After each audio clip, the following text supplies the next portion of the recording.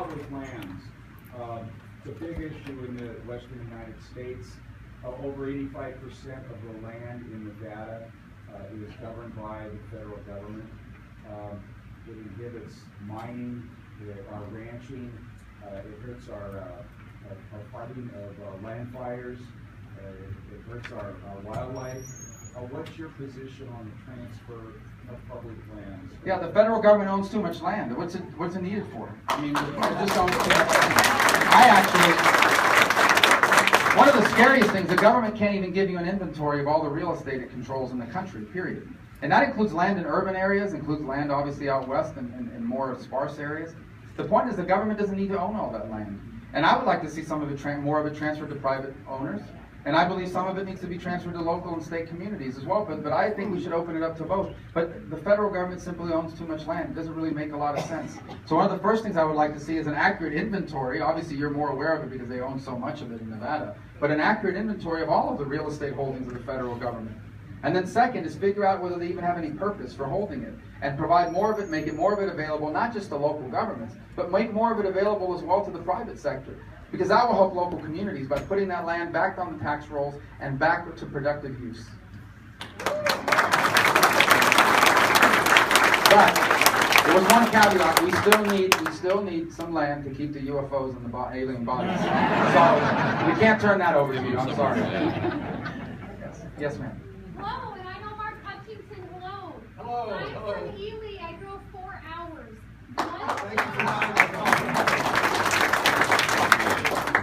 One thing that is very important for rural Nevada is this water grab. What has happened is Las Vegas has decided to build a very large city somewhere that's a desert. So what they would like to do is take the water from South Spring Valley. That's part of Utah. That's part of the Utah aquifers. That's part of possibly other aquifers. And so us in Ely, and so hi everybody, Fallon. Us in Ely, we're fighting Vegas. And so I don't know what, I know I asked you the same question. So I would like to hear the same question. Well, look, water wars are happening all over the country. Obviously, you have an acute problem here. It's being made even worse by this drought. But it's happening all over the country. Florida and Georgia are involved not just in a football game once a year, but in a huge water fight over water management issues. You know the situation in California. It's actually self-inflicted there. So I think this is one of those issues that's going to require attention. Some of it is regulated at the state level, quite frankly.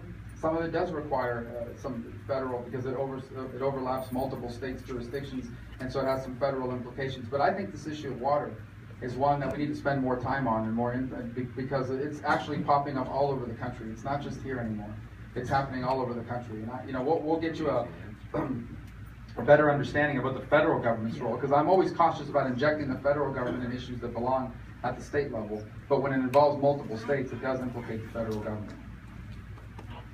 Yes, I got a question for you. I was on a planning commission and they're talking about an interstate highway from Mexico to Canada coming through Nevada. And I said on the planning commission, if we can do that, why the hell can't we put an aquifer or something? We got one in the Pacific Northwest most of the time, not now.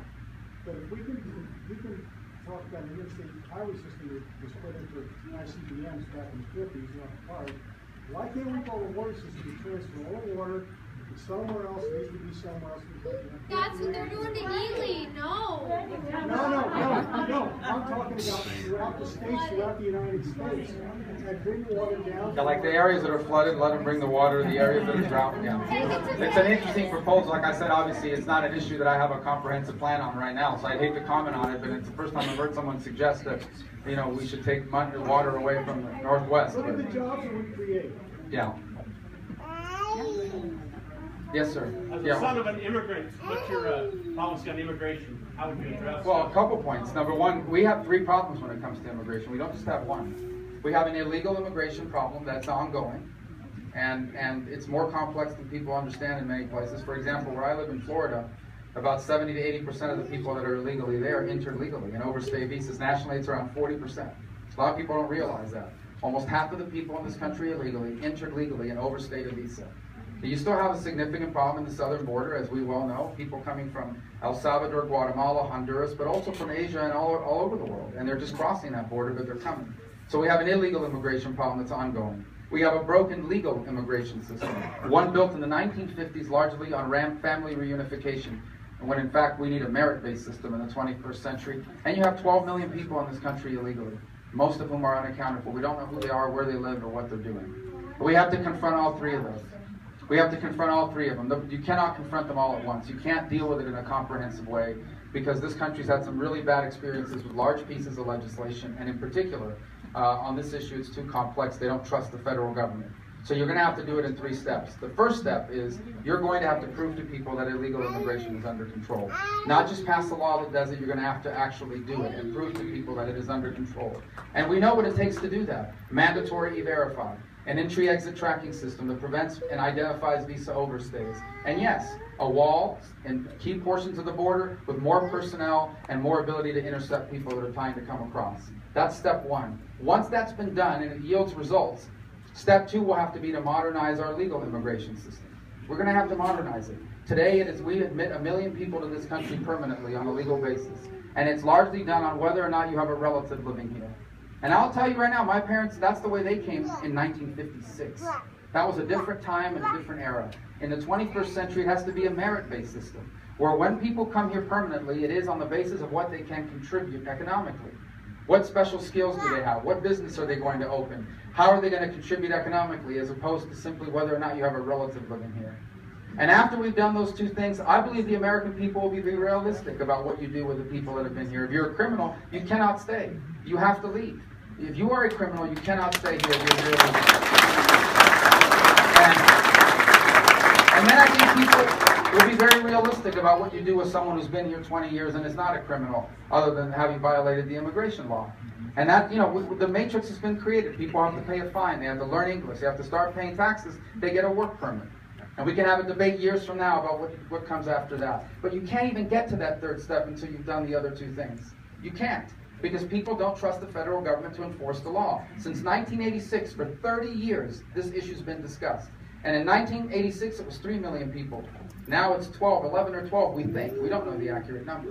So the point is it has to be confronted, but it cannot be done all at once in a comprehensive legislation. And anyone who says they can't isn't being honest with you. Way in the back, because I haven't gotten to the back yet. Yes, sir. I like what I'm hearing about your policies in general, but of course when you talk about things like growing the defensive department and cutting other things and growing other things, it all comes back down to money. And so I'm just assuming on your website or someplace you're going to have some good treatment of how the dollars and cents add up. Yeah, so the national security spending doesn't drive our debt. 30% of our budget is spent on national security and everything else. 70% of our budget is spent on Medicare, Social Security, and the service on the debt. So I believe in those programs. My mother's on those programs. I live in Florida. There's a lot of people on Social Security and Medicare. I want to save those programs. I know that we can save those programs without changing them at all for people that are on it now. But we're going to have to reform how they work for people that are going to retire in 30 years. And what I mean reform, I'm not talking about things that are unrealistic. I'm talking about the things I pointed to. I may have to retire 9 or 10 months later than my parents did. My benefits, if I've been financially successful, may not grow as fast as theirs grew. These are not unrealistic things to ask of my generation after everything our parents did for us. And if we do that, we can reform that, we can balance our budget, and we don't have to change anything for people that are currently retired or are about to retire. If we don't, these programs go bankrupt. There's no ifs, ands, or buts about it. They run out of money.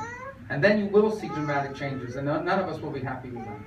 But that's what's driving our long-term debt. Yes, ma'am.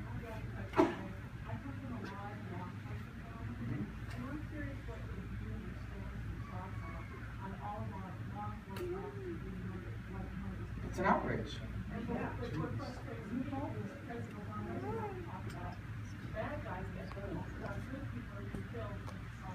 Look, there's 2 separate issues here to deal with, but they're interrelated. You do have communities in this country where local communities have a bad relationship with law enforcement, and it's manifested itself in different places. But every single night in this country, in fact, every single day, you have hundreds of thousands of people who are out there on the front lines confronting the bad people. They're the only things, the thin blue line that stands between us and danger. And they want to go home to their families at night too. And so I do think this is a complex problem. Here's the reality, though. You're right about the tone and tenor of our discussion. We do need to point out the fact that police officers appear to be deliberately targeted now. And we also have to talk about the other societal issues that we confront. But guys, this is about our society. It's illegal to kill a police officer. And it's illegal for a police officer to kill an innocent person. These things are already illegal. The problem we have is what's going on in our society, where people have become so violent, where the value of life has diminished so greatly. And there's no federal law that solves that. That's on us as parents, as mothers and fathers and members of a community. The most important institution in society is the family. If the family falls apart, society can't stand. We are seeing the repercussions of that. We are seeing the repercussions of that. Values matter. You can't have a strong country without strong people.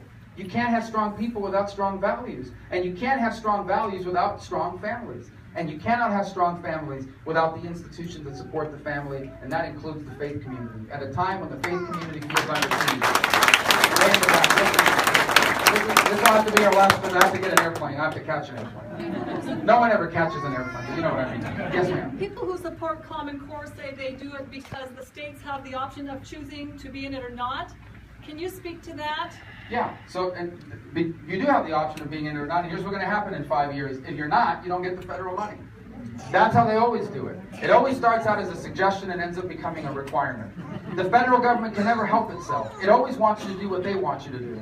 And so if you don't do what they want you to do, yeah, that's fine. You don't have to do it, but you don't get this federal money. It always begins as an incentive, and it ends up as a requirement. We don't need a national school board. We don't need national educational requirements. Local communities have been handling it fine. They've been driving these improvements, these local curriculum reforms. And here's why that's so important. If you have a problem with the local curriculum, you can go to the local school board and get it changed. You can go to the state legislature and get it changed. If the federal government's involved in requiring these things, you're not going to get on an airplane and go to Washington and deal with the Federal Department of Education. In fact, as I said earlier today, we don't need a Federal Department of Education.